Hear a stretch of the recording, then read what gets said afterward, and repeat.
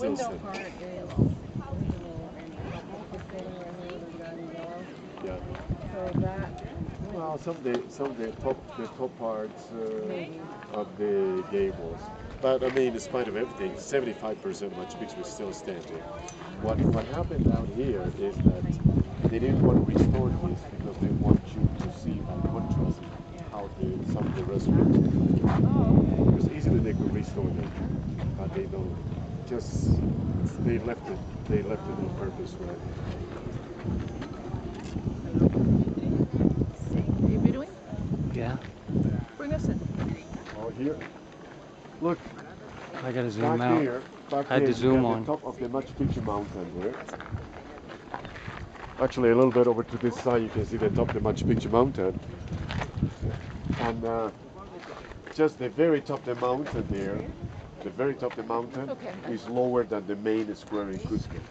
So even though you feel like touching the sky here, we're very, very low. I mean, we're very, very low, right?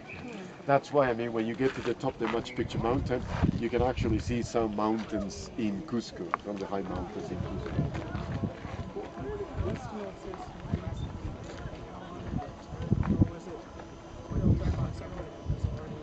No, I mean, like, yeah, for one thing, this is totally Inca from zero, which is different from some of the towns like Cusco itself. In the case of Cusco, there was something else before the Incas decided to build their capital there. But in the case of Machu Picchu, this is totally Inca. They started from scratch and they built it. There was nothing on these mountains until the Incas decided to build something here. As to how long it took them, well, the way Machu Picchu looks at present must have taken them some like 100 years or so. But of course, I mean, like this was a royal compound. This was a royal estate for Pachacutec, the ninth emperor of the Inca dynasty. And of course, Pachacutec couldn't wait that long. So the basic Machu Picchu must have been built in what, some like 10 years or so. So Pachacutec could come up here and enjoy the place. This was, in modern terms, and in your terms, this was like Pachacutec's Camp David, with the only difference that it was only his and his right there. And it said that during the winter months in Cusco, like June, July, and August, when it comes out to freezing, then he would come over here. There. He would bring his family, friends, dignitaries, and so on to stay here for 3 months. There. To enjoy the climate and everything else right there.